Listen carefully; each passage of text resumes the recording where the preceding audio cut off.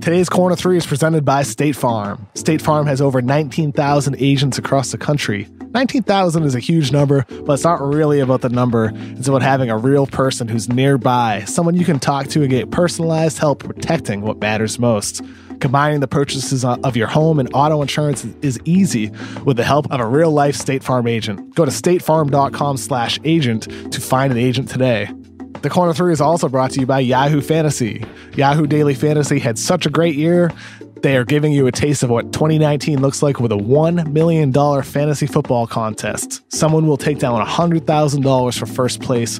1 in 4 people who play will double their money. Not a bad way to end the year. There's a limit of 10 entries per player, so play is fair and everyone gets a shot. Don't miss this contest. Go to yahoo.com/dailyfantasy. Use promo code Yahoo25 when you make your first deposit for $25 in free play. And now, time for the Corner 3.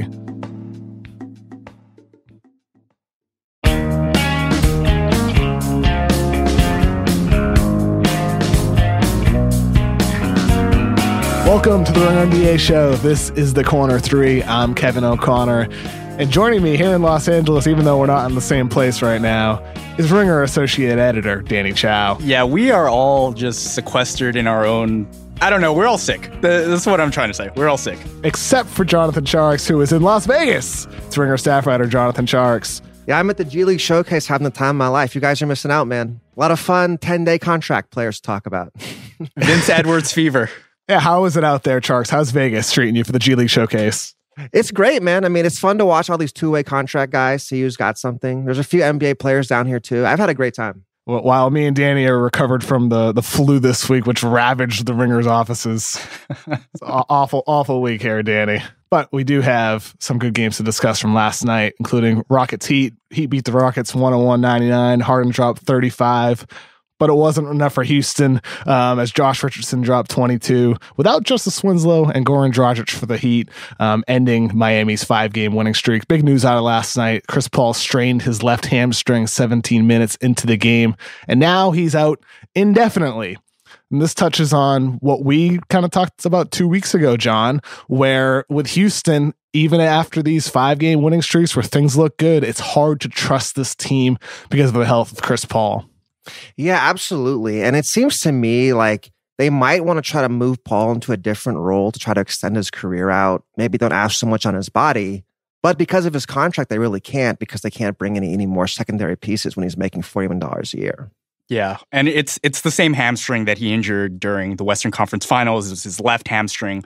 And really, when he injured that hamstring during the Western Conference Finals, that was pretty much the nail in the coffin for the team. So, I mean, the Rockets really have to hope that the symbolism isn't the same this time around.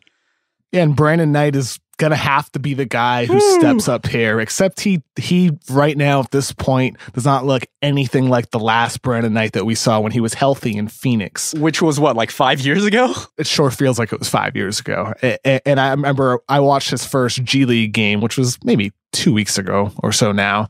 And I don't think he looks that much better than he did then. How did he look then? He looked like a 0 on defense. He got blown by. His shot wasn't falling from anywhere on the court. I thought his first step looked a little bit slow. And at this point, through 5 games with Houston, granted, it's only a sample of 39 minutes, he's shooting 18.2% from 3-point range, 20% from 2-point range. I mean, Brandon Knight right now is 0 for Houston. If we're asking him to step up, the Rockets might be in trouble. Yeah, what they really need is for James Harden to continue playing at an MVP level. But even that is asking for a bit much. You need other guys to elevate their play to a level that they're just probably not possible. Is not possible for them. So I think for Houston, despite this optimistic 5-game stretch, it's going to be tough at this point without CP3. Yeah, can they make a trade for a backup point guard? I mean, I feel like at this point they have to start making moves. I don't know. One of the things that I reported this week was before that Trevor Ariza deal happened, one of the many variations involved Atlanta, which would have sent Jeremy Lin to the Phoenix Suns. So maybe that's something you revisit if you trade Brandon Knight with a first-round pick and then you get Lin. Maybe something like that you could look for. But even then, I'm not so sure it's worth it for Atlanta because that Houston pick and what is a average at best drafts would be what? If Houston makes the playoffs, 20th? Yeah. It'd be like the 20th, 21st pick. I don't know if that's worth it for Atlanta or another team to take on Knights extra year, around $15 million next season. I think so. You look at what Chicago did last year with Ashik. I think that's the going rate for a first-round pick if you want an extra one. And a rebuilding team, I think paying $15 million for one first-round pick kind of makes sense. One of the other things from last night's game that was extremely interesting was Miami went zone in the second quarter and the fourth quarter. I forget if you edited the article last year, Danny, but I wrote an article about zone defense, about just as throwing a curveball against an offense like Houston's, a high-powered offense, because it takes them out of their pick and roll. It takes them out of their normal offense. And granted, Houston this year hasn't been quite as potent as they were last season when they were one of the greatest regular season offenses ever. I still would like to see teams throw zone out there a little bit more, so it was kind of cool to see that last night, taking Houston out of their offense. Jonathan, do you think zone has any value in today's league against a high-powered offense that's just rolling? That's a good question. I mean, I could see what you're saying in terms of a change-up, right? If things aren't going a certain way and you have no other easy adjustments to make. I mean, I wonder in a playoff series if a team has time to prepare for it, whether it would really make much of a difference. But in a regular season game, sure, why not, right? Nothing else is working. Right. Especially this year with how the Rockets are shooting the ball. No one is shooting the three ball well outside of Harden and PJ Tucker. So, I mean, why not, right? Also, last night, the Clippers beat the Mavericks 125-121. Luka Doncic scored a career-high 32. But watching last night's game, Jonathan, the one thing that stuck out to me, DeAndre Jordan, despite rebounding 22 balls, he was a statue on defense, and that has continued a season-long trend where this guy is just lost on the defensive end of the floor. Yeah, he's been very underwhelming to me. I mean, looking at it now, I don't see why you need to pay DeAndre $20 million if JaVale's a minimum contract player. And I kind of think he's thinking he's going to get a long-term contract next season by padding his stats. To me, he might end up becoming like a minimum $3-4 million a year part-time center. And there's other guys in this rotation who should probably be playing over him, right?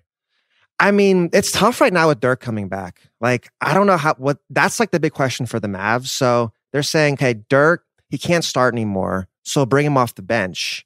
But their bench has been playing really, really well this season. So, like, can he really improve their bench or will he make it worse? He's taking minutes away from guys like Maxi Kleber. Deep cut for you corner three people. Maxi Kleber is kind of a good player. Is Dirk even registering enough minutes to... I mean, I guess the minutes that he is registering are coming off the bench and he's interfering. They're taking Kleber's minutes, literally in his role in the rotation. For people who are like, who's Maxi Kleber? What does he do well, John? So he's just like, it's like a full story. So he's a 7-foot German from Dirk's hometown of Wurzburg, Germany. Like they grew up in the same small town. He's 7 feet. He's pretty mobile. He's a smart player. He kind of does that stretch big man role. Doesn't shoot as well as Dirk, but he's very athletic. Not very, but he's an athletic, smart guy who kind of plugs in a lot of holes for the Mavs as a backup center. And yet last night he didn't play until, I believe, the fourth quarter. I think maybe minutes after he came into the game, he had a great possession following because the Mavs used him as a stretch four for like Barea and a spread pick and roll. So if Dirk's in the rotation, he's in Maxi Kleber's spot in the lineup. It's kind of sad watching Dirk right now, isn't it, Danny? Yeah, but at the same time, I feel like it's better to be extremely washed on your own team than go to another team and be completely cooked. Like, do you remember Hakeem Olajuwon on the Raptors? You remember Patrick Ewing on the Magic and Sonics? Like, that's really sad. But at least, with the Mavericks, they know that he's still there. I feel like there's some sort of comfort in that. He's still passing the baton on to the next guy with Luka Doncic. There's some beauty in that, even if Dirk is a total shell of his former self. And he'll get better, too, as he gets a little more rhythm. I mean, I hope. Yeah, he's just looking real stiff out there. It's a little concerning, but. And then the team that won last night's game, the Clippers, Gallinari scored 32 points. We've talked about him and Tobias Harris before and how good they've been doing in the season for LA. But the odd thing is in last night's game, despite the win for them, is Avery Bradley is a complete shell of his total self as well. Doc Rivers, I believe he mentioned in one of his interviews how AB can still defend anybody, but that's really not been the case this season for Avery Bradley. He's been a negative player on the offensive end of the floor, and his once elite defense has degraded. I'm not sure where the value in playing him right now is over someone like Ty Wallace, who brings versatility, who is right now a better defender and is a better passer as well on the offensive end. Clippers seem to have fallen back down to earth, haven't they, John? Yeah, I wondered about their guard play. So with Lou Williams has been out the last week, he came back last night, had a big game, but really they're depending on Avery Bradley and Patrick Beverley, and I'm not sure how much those two have left. And so like beyond Lou Williams, and then it's like, can Shai Gilgeous-Alexander play a bigger role? He's only a rookie, and will Doc give him more room to run over some of their veteran guards? But I don't know if their veteran guards are that good anymore. Yeah, I mean, they're both two of the worst players in the rotation in terms of net rating. Avery Bradley is by far the worst. He's at a negative 4.4 with him on the court. But at the same time, you need to plug those minutes somewhere, I guess.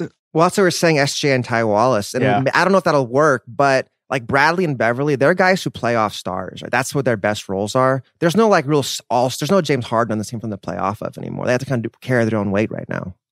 It's just especially frustrating when you have somebody like Patrick Beverly as well. He's getting 25 minutes, which is fine. But I think you could easily bump him up to 30 minutes per game. And it's funny we're talking about this after the Clippers had a big win.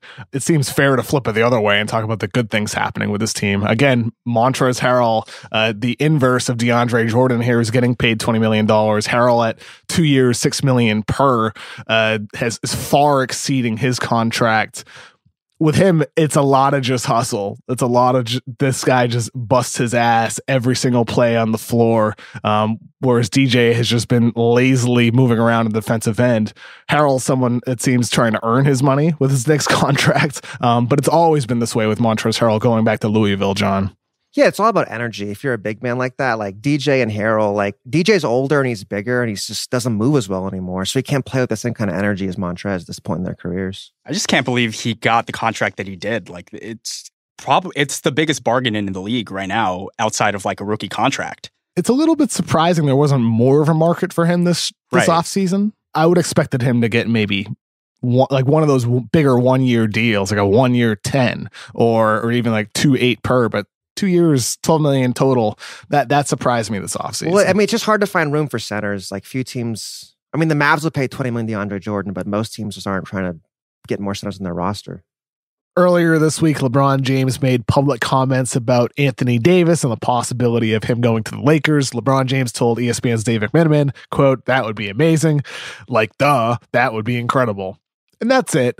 But this morning, Adrian Wojnarowski reported a handful of small market general managers are upset that the NBA wasn't enforcing tampering rules, which does apply to players. The NBA released a statement to Adrian Wojnarowski, which said, "Each case is assessed on its own facts. In general, absent evidence of team coordination or other aggregating factors, it is not tampering when a player makes a comment about his interests in playing with another team's player." Look, it's on the general managers of these small market teams to build a winning team around their stars. But one of the points in Woj's article was about how there's a belief amongst small market GMs that the league is not only condoning public wooing of the star players towards bigger market teams, but they're encouraging it. Is this being turned into something that it's not, or do small market teams have a case here, Danny? Man, LeBron James said 2 words. He said amazing and he said incredible. Like, come on. That's it. That's it. There's nothing to see here. I mean, like in the article, they're like, oh, if they're going to have these rules on tampering, they have to enforce them. It's like, this is just traffic cop stuff. Oh, this guy's jaywalking, man. He's jaywalking. Okay, whatever. Nobody cares, man. Come on. Yeah, one of the quotes in here from an anonymous Eastern Conference GM, this is from Wojnarowski, was, "It's New Orleans' problem today and a problem with a different player tomorrow for the rest of us." You know, and I can understand the frustration, but it's not like Anthony Davis hasn't had to deal with this. You know, it's not like Anthony Davis hasn't heard from other players privately. And it's not like the conversation about Anthony Davis potentially demanding a trade out of New Orleans isn't happening already anyway. That's the part where it's like, nothing's different here. Like, Anthony Davis is a grown man. He's going to make his own decision regardless of LeBron James saying 2 words publicly. So, which is where I tend to agree with this anonymous Western Conference GM who said, if you want to push Anthony Davis in LA, if you allow LeBron to interfere with teams, then just do it. Change the rules and say it's the wild, wild west and anything goes. That's the way I feel about it. That's how it is. And who cares? Yeah, I have to say, though, the way you read those 2 quotes, I think, Kevin, you have a future in political campaign commercials, like doing those voiceovers. Like, I'm into it. Interference is as bad as tampering, maybe worse in this case. This becomes a campaign meant to destabilize another organization. That is a lot for an Eastern Conference GM to just say. Like, there's some big, like, 10-cent words there. I know. And lighter news, or maybe not so lighter news, is taken pretty seriously around NBA Twitter. Buddy Hield is apparently 26 years old. We all thought he was turning 25 yesterday on his birthday, but apparently he revealed that no, he's 26. And this made me dive deep into Googling his birthday. And apparently FIBA had his birthday correct, as did a 2016 article on Watch Stadium about Buddy Hield, which said, had he be born in 1962 instead of 1992. So they had it right. It's been out there, but for whatever reason, it was at 1993 everywhere else. How does something like this happen? Dude, your guess is as good as mine. But I'm not looking up birth records here, Kevin. I don't know. Like, I think what we can all agree on is that FIBA is the more accurate and better league. Clearly. I think that's what we're getting at here. Yeah, I don't know if anything really changes with this. He's in his mid-20s now. Like, either way, he isn't like 18 versus 19 or something. It's just not a big deal. Like, just because NBA Twitter says so doesn't mean anything. That's for sure. It's definitely not a big deal. This was the conversation with him prior to the draft. It's too old. Shouldn't be a lottery pick. And right now, what difference does it make? 25, 26 years old. I think we've seen with enough players across the league that development is different for everybody. And Buddy Hield is somebody who was a late bloomer in high school, a late bloomer in college, and right now, apparently a late bloomer in the NBA. And he's becoming the player at age 26 that he's probably going to be for the rest of his career now. I think there's still little ways he can get better, but Buddy Hield has developed into a guy who is one of the best shooters in basketball and can do some other little things for you. We've talked about him before, Danny. You mentioned how that high-tempo Sacramento offense has been so good for him. Yeah, and he's scoring 20 points a game this season. Like, it's not like he's a failure because he's 1 year older, you know? Oh, of course not. So... No. We're going to take a quick break, and when we're back, we're going to talk about 3 of the 5 worst teams in the NBA. State Farm has over 19,000 agents across the country. 19,000 is a huge number, but it's not really about the number. It's about having a real person who's nearby, someone you can talk to and get personalized help protecting what matters most. Combining the purchase of your home and auto insurance is easy with the help of a real-life State Farm agent. Go to statefarm.com/agent to find an agent today. We're also brought to you by Yahoo Fantasy. Yahoo Daily Fantasy had such a great year, they are giving you a taste of what 2019 looks like with a $1 million fantasy football contest. Someone will take down $100,000 for first place. 1 in 4 people who play will double their money. Not a bad way to end the year. There's a limit of 10 entries per player, so play is fair and everyone gets a shot. Don't miss this contest. Go to yahoo.com/dailyfantasy. Use promo code Yahoo25 when you make your first deposit for $25 in free play. And now, back to the corner 3. All right, we're back. We got to talk about some bad teams here, guys. Bottom 5 teams right now. Chicago Bulls are 7-25, Hawks 7-23, Phoenix Suns and Cleveland Cavaliers are 8-24, and then the Knicks are 9-24. These teams are pretty much locked into the bottom 5. Things can obviously change over the course of the season, but these seem to be the 5 worst teams in the league. We're going to discuss 3 of them for time purposes. Let's start off with you, John. Which one do we want to discuss first? I want to talk about the Phoenix Suns, man. Like, this has been a really interesting team for as bad as they've been. I find myself watching Suns games far more than I should. I think in this last 4 games, they've been winning games. I think they've actually found some pretty good lineups. I'm pretty excited for them going forward. I think the big thing is they have Booker, Mikal Bridges, and TJ Warren. And that's a pretty good group of 3 wings together. So you have Booker as a primary guy, Warren your secondary guy, Bridges your 3-and-D guy. And the player they've really been playing well for them lately is DeAnthony Melton. They put him in as kind of like a 3-and-D point guard. And he's kind of been the like Patrick Beverley to Booker's James Harden. Ooh. And so if you look at their lineups, if you go like Booker, Melton, Warren, Bridges, they're plus 8.6 in 71 minutes. Then Booker, Bridges, and Warren, that's 3 guys. It's plus 5.6 and 235. And then Booker and Bridges together, it's plus 7.3 and 324. And I think those 4, then you have DeAndre Ayton at center, and you've got the 2 wings off the bench, Josh Jackson, Kelly Oubre. Who knows what they are? But I think they've kind of got a good lineup now. I think they're going to be a pretty decent team going forward. They have pieces, for sure. I think the one thing with this team, when Devin Booker was out this season, they lacked that stabilizing force that I think made those younger pieces that you're talking about, John, look as impressive as they are. But now that he's back, he's that piece that enhances them. DeAnthony Melton specifically, getting him from Houston seems to be a bit of a steal with his defense and his early play so far this year. Absolutely. Yeah, I actually had a kind of a hot take at the beginning of the season. I don't know if it ever went up, but I do remember having Keith Fujimoto, one of our social guys, record me saying that Melton was going to be more important to the Suns than Ayton. Oh, that's fantastic. I love it. This is basically me straight like overreacting to Summer League. Like he had such a good Summer League. That's some NBA desktop spice.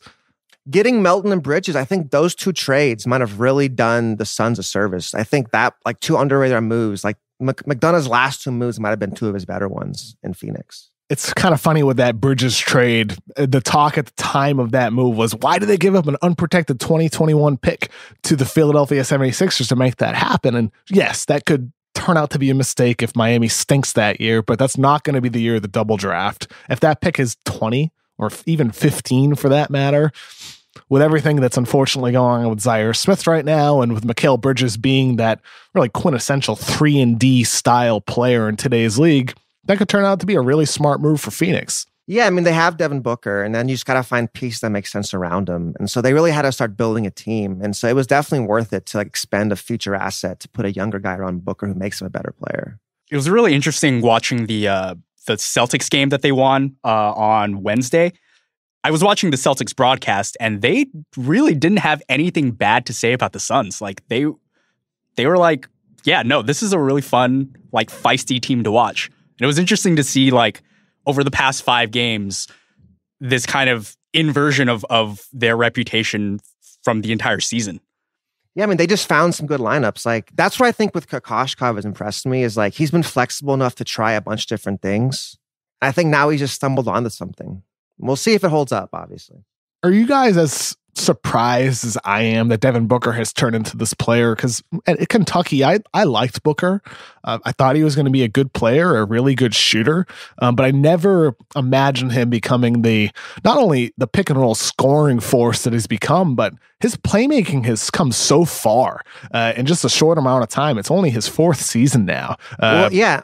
I think that's what separates Booker from like the other young 2 guards around the league. You know, guys like Jamal Murray, Gary Harris, Donovan Mitchell. It's the ability to make other guys, Zach LaVine. Like Booker makes guys better. I think that's what's the most impressive. And yeah, he didn't do it at Kentucky, but now he's doing it now. It looks great. Yeah, I think the moment I realized that this was going to be a thing, like Point Booker was going to be a thing, was maybe 2 years ago when they really started ramping up his like pick and roll usage. I was like, oh, wow. Okay, so they're really banking on him developing as a lead playmaker. And they showed signs of it in his rookie year even. But, I mean, the past 2 seasons have been really stunning.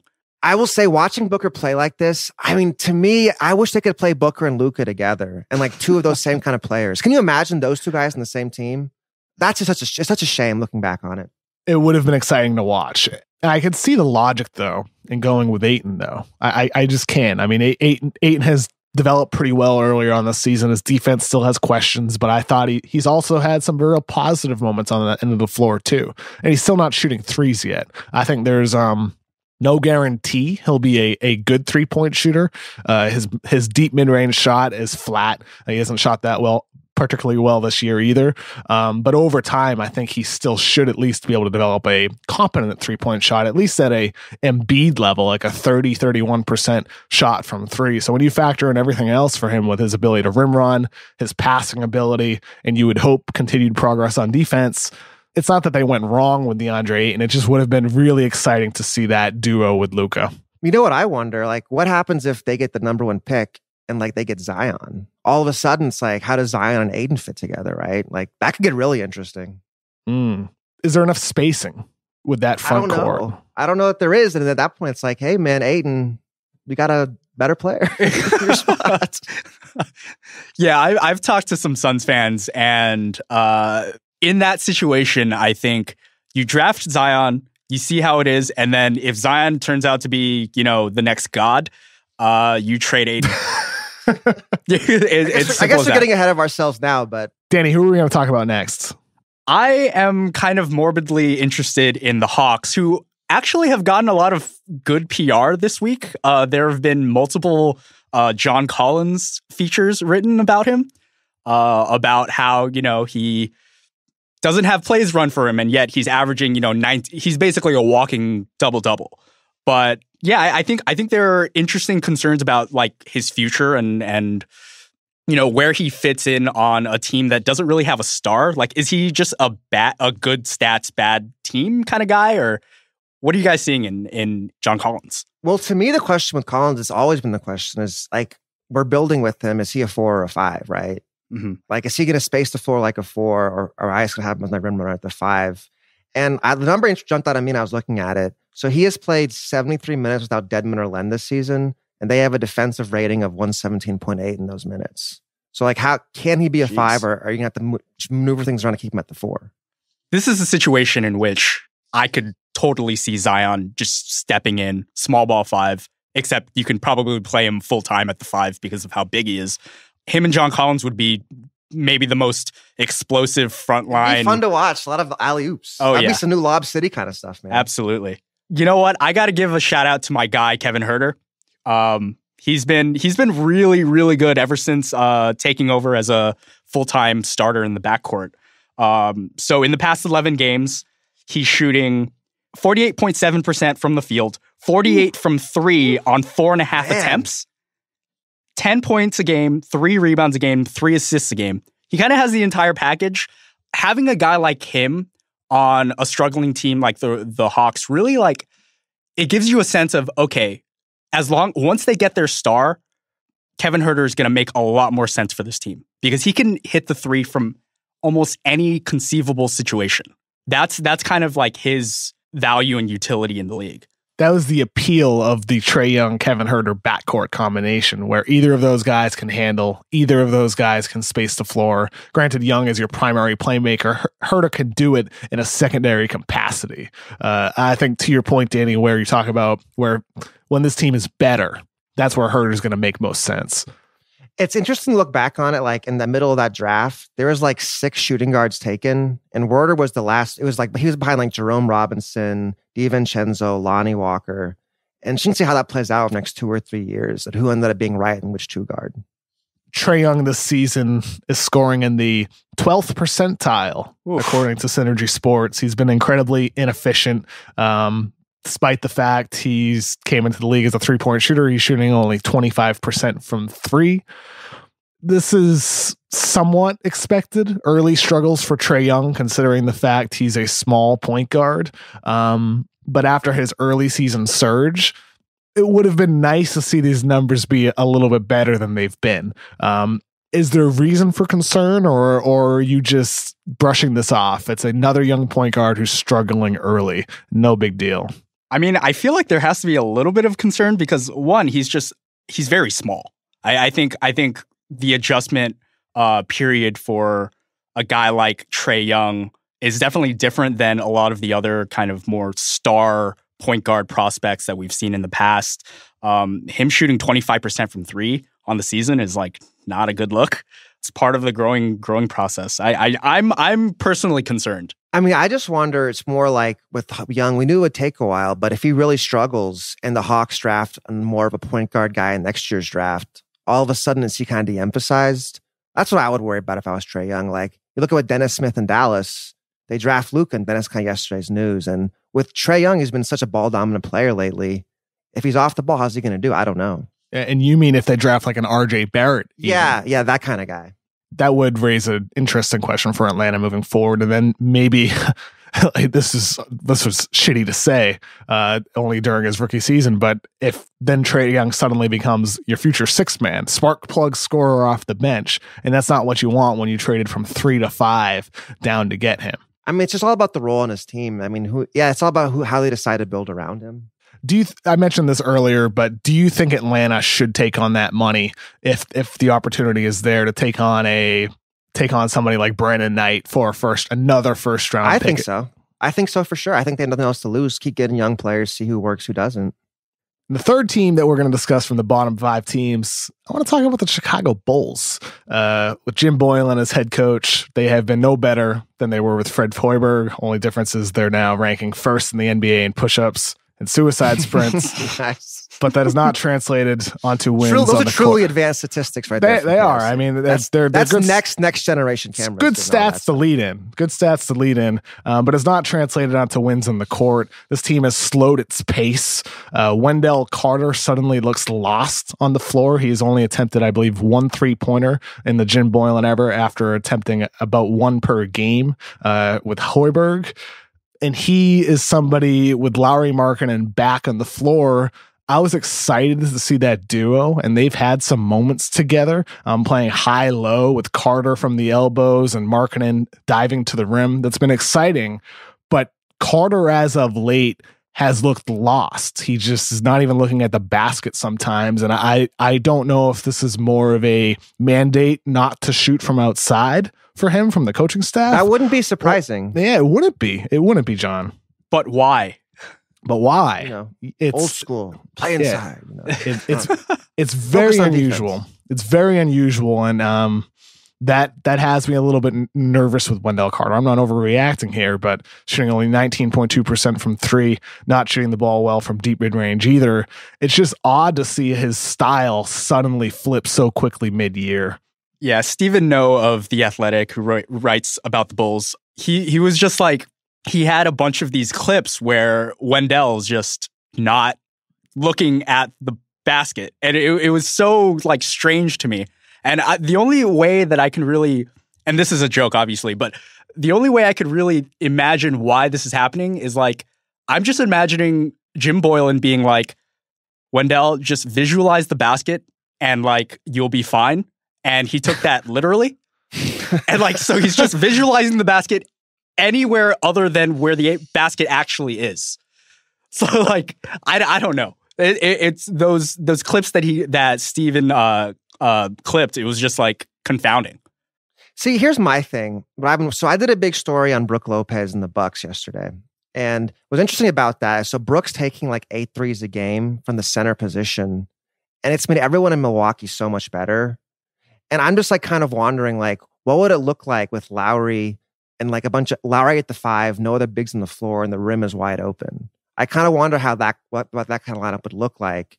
And so I wonder, how much should they even be playing together, Lowry and Wendell, or should they be more staggering their minutes? Interesting. I think with their front court rotation, with Bobby Portis integrated in that, and then Brooks' brother, Robin Lopez, still receiving minutes, I think it's probably tough for Boylen to put Lowry at the 5 for extended minutes. But I think you're talking about moving forward when you're building this team out, right? Yeah. I wonder how much Lowry can handle playing the 5 over a full season. That's what I'd be curious. Yeah. Like with all these big men, I'm always wondering, like, what kind of position can you put them in, and how does that affect everybody else? And it'd be interesting to see him at the 5. Even with Brook Lopez, you still see him next to Ersan Ilyasova here and there too. I do wonder if that's something you move towards moving forward with Chicago. But again, like even with some of these guys on the draft, like if you're drafting Zion or RJ Barrett, both of those guys have shaky jump shots. I'm not convinced Zion is going to be a plus 3-point shooter at all. She's only shooting, I think, below 20% from 3 this year. At Duke, his shot is doesn't look great either. And then RJ Barrett, a perimeter-oriented player, only around 30% from three, average off the catch, doesn't necessarily have the best range off the dribble yet. I think with both of those guys, it's still spacing questions. And that's where Lowry at the 5 becomes interesting, because if you have Lowry at the 5, there's so many more lanes for those guys to attack the rim. Would you guys put Lowry, Wendell, and Zion on the floor at the same time? I mean, I think, yeah, I'm sure you'd try it, but I think if they draft Zion, I'm not sure Wendell is long for Chicago at that point. Is there any reason for optimism for this team moving forward besides Lauri Markkanen and Wendell Carter moving forward, John? I've liked LaVine. I mean, obviously LaVine's struggling in this massive offensive role, but I think he's really showed a lot of growth this season. I've always been a LaVine guy, and I think he's a good long-term piece. Beyond those three, I don't know. Maybe Chandler Hutchinson. He's been okay as a rookie. How about you, Danny? Anybody? You know what? Yeah, Chandler Hutchinson and Chris Dunn are on my fantasy team, so I'm really looking forward to them being excellent NBA players. Wait, is this a bad fantasy team or a good fantasy team? I know about your fantasy team, Danny, how deep it is. I want more people to understand what a weird fantasy league this is. So, it's fascinating. Yeah, for the past 2 seasons, I've been in a 12-man. I think it actually expanded to 16-man this year, but we basically draft 400 players. Yeah. So like unreal. We basically draft the entire talent pool of the league. I mean, if you got Chandler Hutchinson on a fantasy team, you should be going pretty deep on that. Yeah. It's pretty rough. You should probably be at the G League Showcase right now, Danny, scouting players for your fantasy team. Because like, if you can get an edge on the next guy who's going to get a 10-day contract or a 2-way deal, that could lead to a championship for your team in fantasy sports. I'm on the outside of the playoff picture right now, but I'm basically there. I'm fascinated by the team building strategy. It feels like I'm not terribly fascinated by that. Yeah, let's move on. Okay, Danny's not a big fantasy league. It's still kind of interesting, but After the break, we're going to talk about some of the best games coming up this weekend. Corner 3 is brought to you today by Simply Safe. We all put off doing things we know we need to do. I mean, we know we need to organize the garage or go get the flu shot, but something always gets in the way. Security can be like that too. You know it's a good idea, but it always slips down the list of priorities. Well, Simply Safe believes nothing should come between you and protecting your home. So they've gotten rid of the reasons not to get home security. For instance, there's no contract, ever. There's no price markup from a middleman, and there's no installation windows. Who has time for that? More importantly, it's engineered to do one thing brilliantly: protect. So if a storm takes out your power, Simply Safe is ready. If they destroy your keypad or siren, Simply Safe will get you the help you need. Maybe it's overkill, maybe it's the last thing you want to think about this holiday, but with Simply Safe, you're always ready for anything. So get a jump on protecting your home at simplysafe.com/NBA. No time like the present, fellow procrastinators. That's simplysafe.com/NBA. And now back to the Corner 3. And we're back.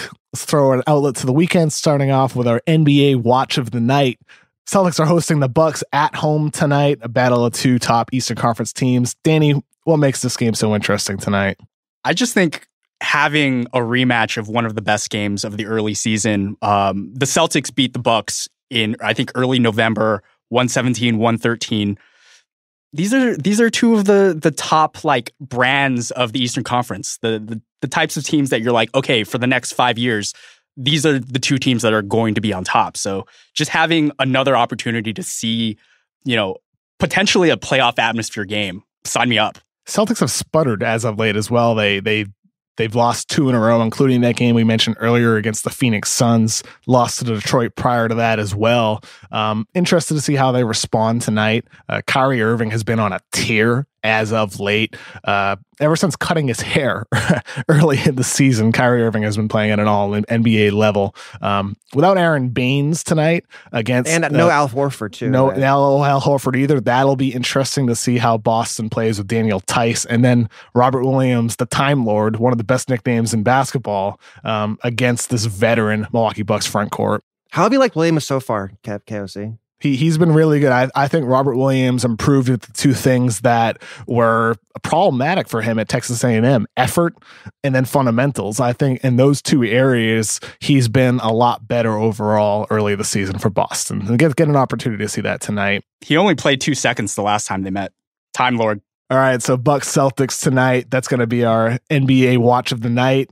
And remember, if you want to watch every NBA game, subscribe to NBA League Pass on NBA.com, Amazon, or your local cable or satellite provider. How about this weekend? What's the number one game we're looking forward to, John? I mean, to me, it's Raptors, Sixers. I hope Kawhi plays. I just remember the last 2 times Kawhi's played Ben Simmons, he's had like 20 turnovers or something. So it'll be interesting to see if Ben Simmons has kind of learned a few tricks after he's made any adjustments to how Kawhi plays defense. That's always a fun matchup. Yeah, and it's going to be interesting to see if Serge Ibaka plays, because if not, Embiid's probably just going to feast on this team. Oh yeah, that Greg Monroe, right? If yeah, Ibaka's out. They have Greg Monroe. They've had Greg Monroe starting at center for the past couple games, and it's been interesting. Well, they're still winning, right? With Monroe at center. Absolutely. Yeah, they had that huge win against the Pacers. The machine just keeps on rolling.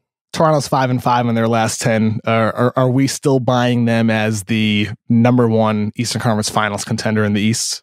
Yeah, I think so. I think once, especially if they have all of their pieces healthy by the end of the regular season, I don't see a reason to doubt them. Their depth is just unreal. Yeah, and especially even in the playoffs, despite they have this depth, they can go 10, 11 guys if they want to, but when they're going 8, 9 guys and they're picking and choosing depending on a matchup or a situation, which depth piece they want to add into that rotation, it's hard to go against them with Kawhi playing at the level that he already is. And I think projecting him forward when he's truly at 100%, the level that they can reach come in a playoff situation. Yeah, they're just so well-rounded. Even compared to their elite teams in the East, I feel like Toronto doesn't have any really glaring weaknesses or areas I'm going to attack that part of their team. They're just really well-rounded. They have a great player in the middle of it. It's a fun team. That's all we have time for. We're looking forward to next Friday. Next week's Ringer NBA show is going to be scaled back. We're going to have a heat check on Christmas Eve. Me and Chris Vernon are going to be back with the mismatch the day after Christmas, reacting to all the Christmas Day games. And then we, the Corner 3, are going to be back next Friday. So look for that on next week's Ringer NBA show. Please give us a 5-star rating on iTunes. Tell everybody you know to at your holiday parties this weekend. Special shout out to Bobby Wagner for producing the podcast and to my good friend Elon for listening to the show. Thank you again. We'll be back next Friday. Have a good one. Happy holidays. Yeah, Merry Christmas, y'all.